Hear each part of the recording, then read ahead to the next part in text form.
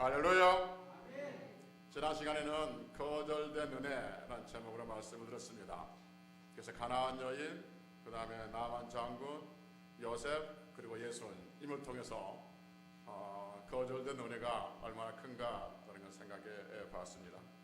우리의 삶 속에서 때로는 우리가 어떤 것으로부터 거절될 때 상처가 되고 위축이 되지만 오히려 그 거절됨이 복이 될 수 있으니 환경이나 사람이나 심지어는 기도일지라도 거절됐을 때 더욱더 주님을 의지하며 살자라는 말씀을 들었습니다. 오늘은 십자가, 구원 그리고 영광의 회복 이런 제목으로 말씀을 드립니다. 구원, 십자가, 구원 그리고 영광 회복. 이 무슨 말이냐면 십자가는 구원과 영광의 회복이 있다라는 의미의 말씀입니다. 오늘은 종료주일 또는 고난주일이라고 하죠. 고난주일을 종료주일이라고 하는 이유는 오늘 새벽에도 말씀드렸고 작년에도 말씀드린 기억이 나지만 예수님께서 예루살렘에 입성하실 때, 십자가에 죽기 위해서 예루살렘에 입성하실 때 사람들이 종려나무 가지를 꺾어서 흔들면서 호산나 다윗의 자손이여 찬송하리로다, 주의 이름으로 오시는 이여 가장 높은 곳에서 호산나라고 환영을 했다고 해서 종료주일이라고 합니다. 또한 예수님께서 고난 당하셨던 것을 기억하고 기념하기 위해서 우리는 고난주일이라고 하죠. 그리고 한 주간을, 이번 한 주간을 고난주간 이렇게 말합니다. 시간상으로 따지면, 그러니까 요일사로 따지면 예수님께서 주일날, 그러니까 오늘이죠, 주일날 예루살렘으로 들어가셨고 예루살렘에서 일주일 동안 계시다가 금요일날 십자가에 죽으셨고, 그래서 주일 아침에, 그 다음 주에 주일 아침에 부활하셨던 그 기간이죠. 그래서 이 고난 주간을 교회에서는 정해놓고 한 주간 고난을 묵상하는, 또 기억하는 그러한 기간이기도 합니다. 간부 시간에 말씀을 또 드리겠지만, 그래서 이 한 주간만이라도 새벽 기도에 나오셔서 같이 기도하고 말씀 듣고 또 고난에 동참하는, 그것이 새벽 기도에 참석하는 것이 우리가 주의 고난에 얼마나 동참하겠습니까만, 마음이라도 같이 고난 중은 한 주간 그렇게 경건하게 보내시기를 먼저 주의 이름으로 축복합니다. 할렐루야. 기독교에서 그리고 그리스도인들에게 있어서 십자가는 전부라 해도 과언이 아니죠. 예수님께서 십자가에 죽으시고 고난 당하시고 부활하심으로 말미암아서 기독교가 시작되었기 때문에 그렇습니다. 그럴 수 없지만 만약에 예수님께서 하나님의 아들로 만왕의 왕으로 이 땅에 오셨다 할지라도 십자가에서 죽지 않으셨다면, 그리고 부활하지 않으셨다면 기독교는 존재할 수가 없는 거죠. 그래서 예수님께서 2000년 전에 하나님의 아들로서 만왕의 왕으로서 창조주로서 이 땅에 오시는 것도 굉장히 놀라운 일이지만, 그 만왕의 왕이신 하나님의 아들이신 예수님께서 십자가에 죽으셨다는 사실은 그에 못지않게 놀라운 일이고 신비스러운 일이고 축복된 일인 것을 우리는 성경을 통해서 보게 됩니다. 예수님은 하나님의 아들로서 이 땅에 오셨습니다. 그리고는 사람들에게 죽임을 당하셨습니다. 하나님의 아들은 하나님이시거든요. 하나님의 아들이, 즉 하나님이 사람들에게 죽임을 당했다는 것은 말도 안 되는 논리의 전개죠. 어떻게 창조주의 하나님이 피조물 인간에게 죽임을 당할 수 있는가? 어떻게 인간이 자신이 섬기는 신을 죽일 수 있을까 하는 거죠. 세상에 어떤 종교에서 자신을 섬기는 신을 죽였다라는 종교는 없습니다. 그런데 성경은 말하기를 사람은, 즉 하나님을 믿는 사람들이 하나님, 자신을 믿는 신을 죽였다 이렇게 말하고 있는 것이죠.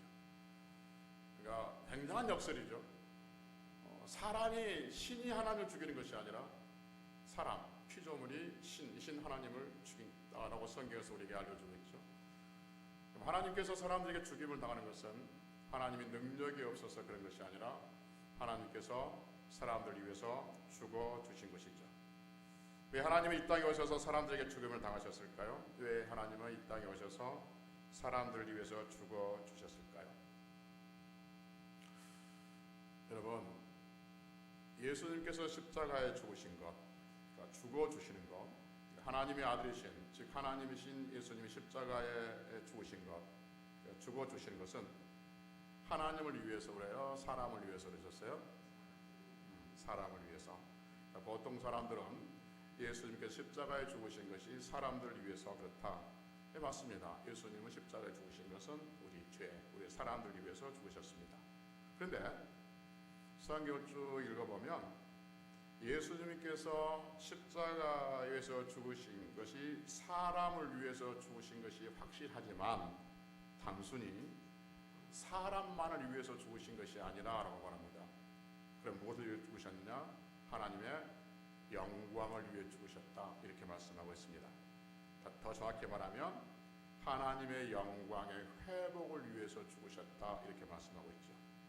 그러니까 예수님께 십자가에 죽으신 것은 우리 편에서 볼 때는 구원을 위해서 죽으셨고, 우리를 위해서 죽으셨고, 하나님 입장에서 보면 하나님의 영광의 회복을 위해서 죽으셨다라고 성경은 우리에게 말씀하고 있습니다. 보통은 고난주일이 되면 예수님께서 고난 당하신 것에 대해서 말씀드리고 그 고난이 우리와 인간과 어떤 관계에 있는가, 상관관계를 살펴면서 은혜를 나눕니다. 그러나 성경 분명히 또 하나 예수님의 죽음에 대해서 말씀하고 있는 것은 하나님의 영광을 회복을 위해서 죽으셨다고 말씀하고 있는 거죠. 그래서 요한복음 13장 31절에 보면 이렇게 말씀합니다. 요한복음 13장 31절에 보면 그가 나간 후에, 그러니까 가룟 유다가 예수님을 팔려고 나간 후에, 그래요. 가룟 유다가 예수를 팔려고 나간 후에 예수께서 이르시되 뭐라고 하시냐면, 지금 인자가, 즉 내가 예수님이 영광을 받았고 하나님도 인자 예수님으로 말미암아 영광을 받으셨도다, 이렇게 말씀합니다. 여러분, 가룟 유다가 예수님을 팔려고 밖으로 나갔을 때 그때 예수님께서 하나님이 인자로 말미암아 영광을 받으셨다, 이렇게 말해요. 그러면 하나님께서 받으실 그 영광은 무엇이죠?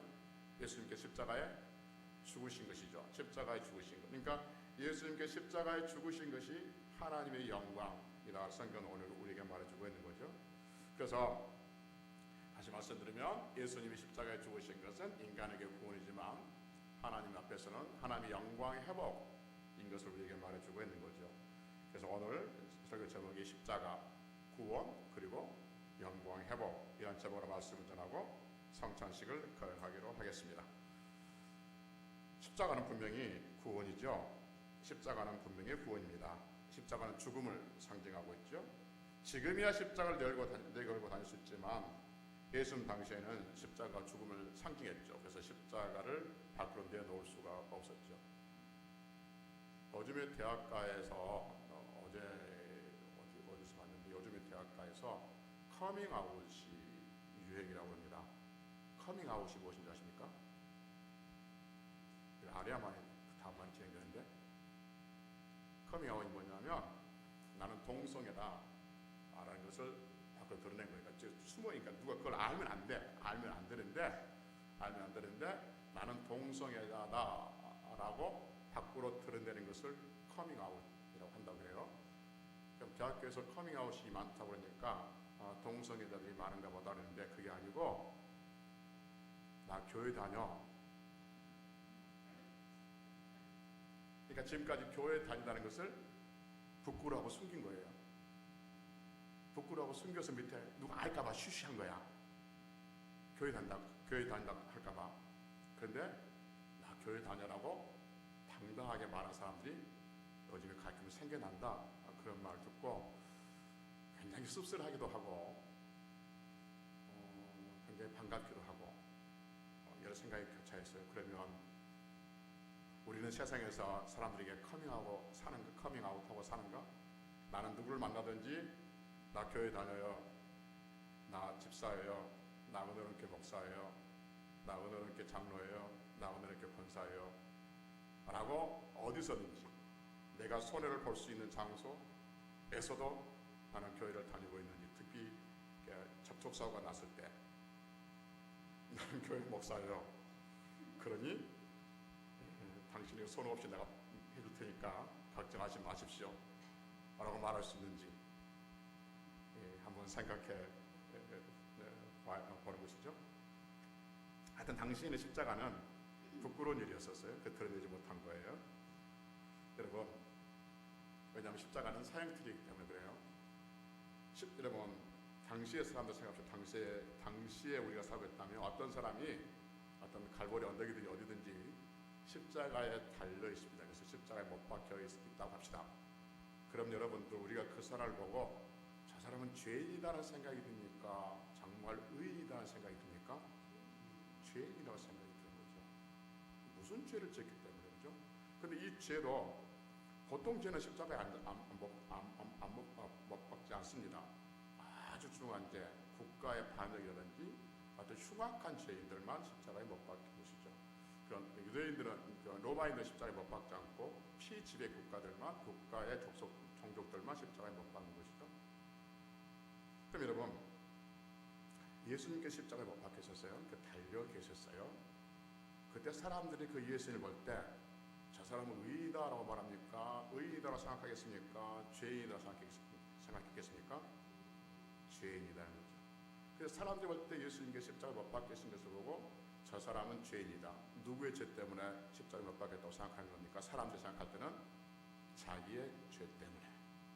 그러면 하나님께서 예수님을, 십자가에 못 박히신 예수님을 볼 때 하나님께서 보시면 그 예수님은 죄입니까? 의입니까?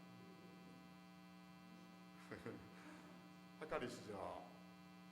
하나님께서 보실 때 십자가에 못 박히신 그 예수님 이야기하고 있는 거예요. 십자가에 못 박히신 그 예수님을 볼 때, 하나님이 보실 때 그는 죄인이에요? 의인이에요? 죄인이죠. 죄인.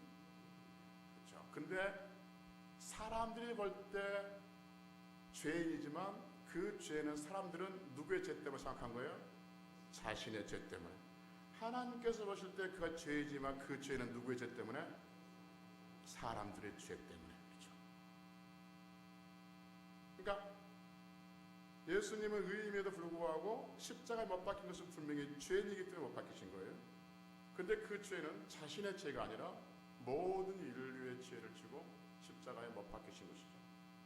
그리고 하나님께서는 모든 사람의 인류의 죄를 예수님께 담당시키시죠. 여러분, 우리 신학적으로 전가했다고 말하죠. 우리의 모든 죄를 예수님께 전가시킨 거예요. 전부 예수님께 떠넘겨버린 거예요. 그리고 예수님이 그 모든 죄악들을 두고 십자가에 죽으신 것이죠. 그래서 하나님께서 보실 때 그 예수님은, 지금은 십자가에 달려있는 그 예수님은 자기 아들임에도 불구하고 죄덩어리, 온 인류의 죄가 거기에 집약되어 있는 것이죠. 그래서 하나님은 예수님을 버릴 수밖에 없는 것이죠. 그래서 예수님께서 그 사실을 아시고 뭐라죠? 엘리 엘리 라마 사박다니, 나의 하나님 나의 하나님 어찌하여 나를 버리셨나이까. 그럼 예수님께서 하나님 어찌하여 나를 버리셨나이까 이렇게 말하는 것은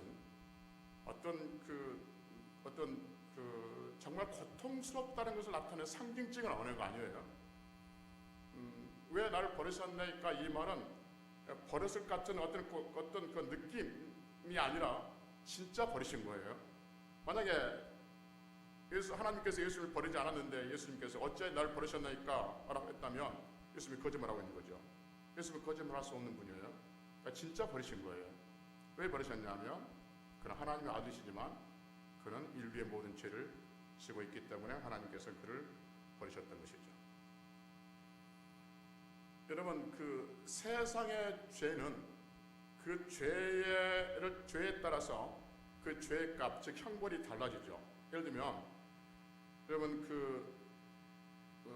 신호 위반하는 벌금하고 그 중앙선 침범하는 벌금이 같아요, 달라요? 다르죠. 다를 겁니다. 달라요. 그게 잘 모르겠으면 그럼 여러분 그 슈퍼에서 물건을 도둑질하는 그 죄의 값하고 사람을 죽이는 죄의 값이 같아요, 달라요? 달라요. 세상에 보면 죄는 그 죄의 종류에 따라서 형벌, 그 값이 달라지게 돼 있어요. 그런데 성경은 모든 죄의 값은 같아요.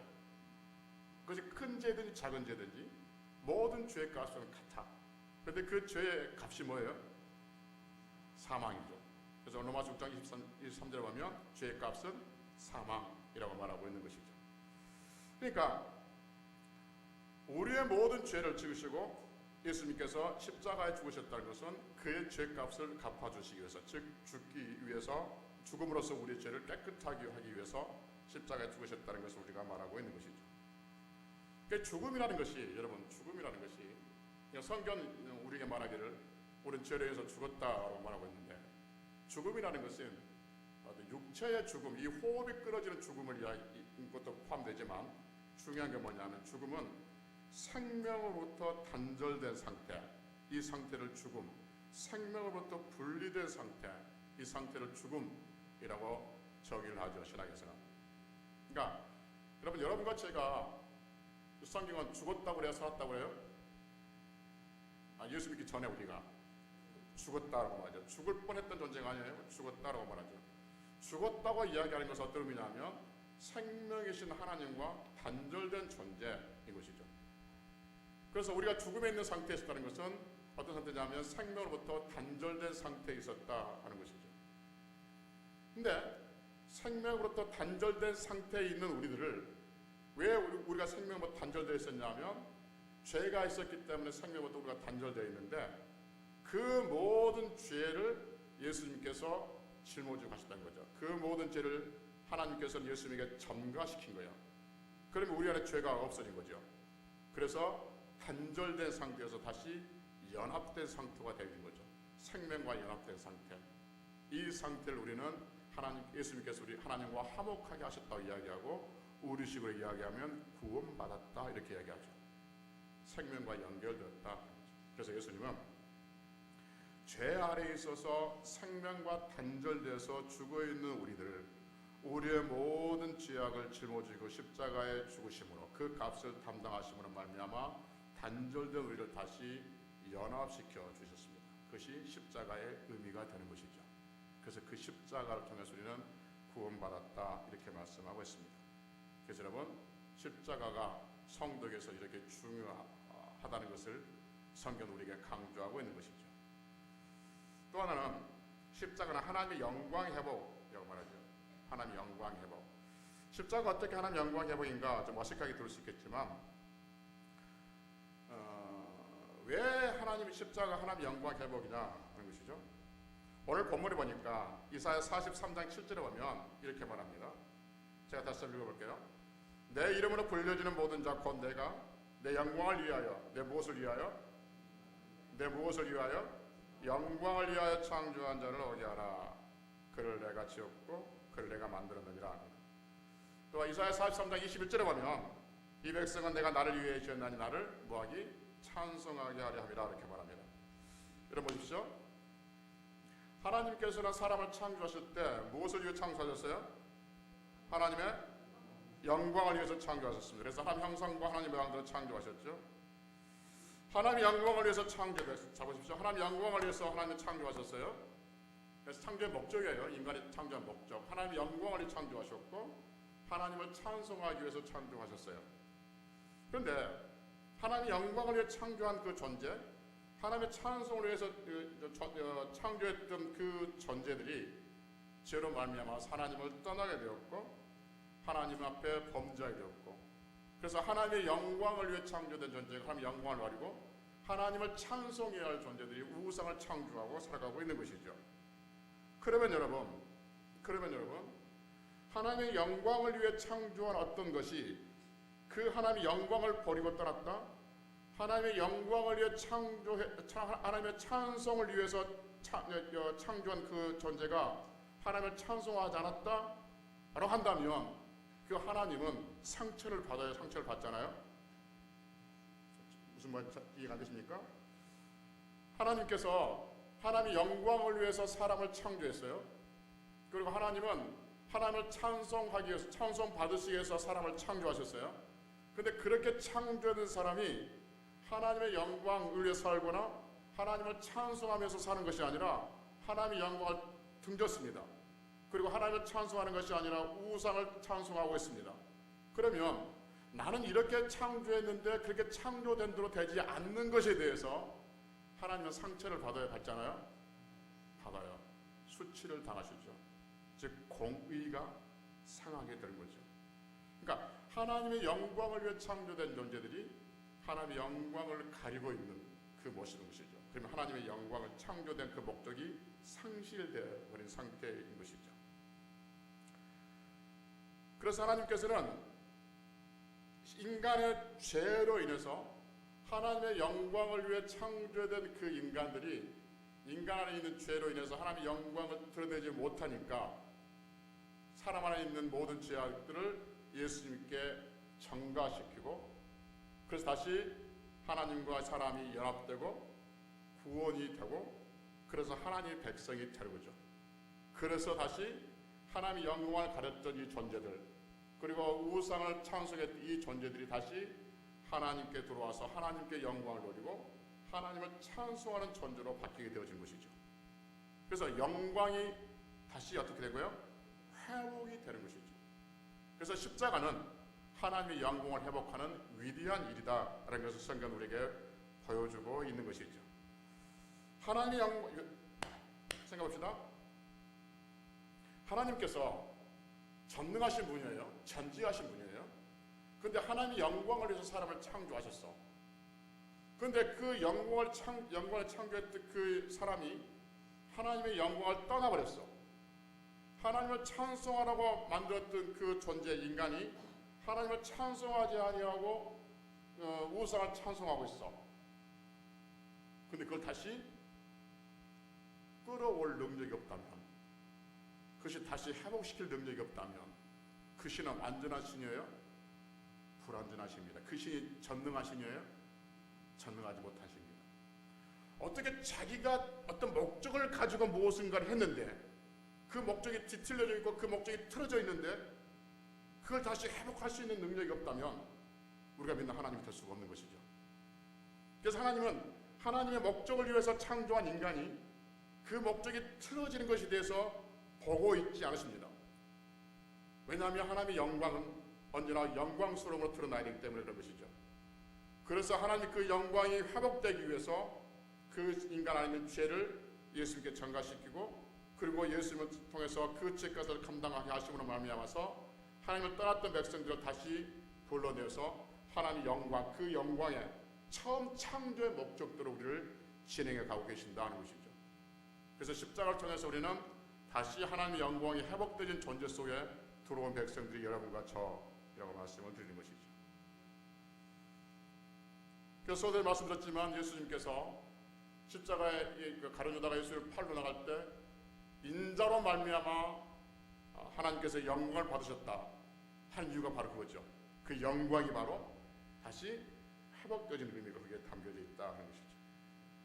그래서 하나님 그 영광을 회복하기 위해서 예수님께서 겟세마네 동산에서 할 수만 있다면 이 자를 내게서 옮기시라는 그 절박한 기도, 그리고 엘리 나와 사박더니 나의 하나님 어찌하여 나를 버리셨나이까 그런 통곡의 절기도 하나님은 외면하시고 그리고 여러분과 저를 다시 영광의 자리로 불러 놓으신 그 하나님의 사랑이 십자가라고 성경 우리에게 가르쳐주고 있는 것이죠.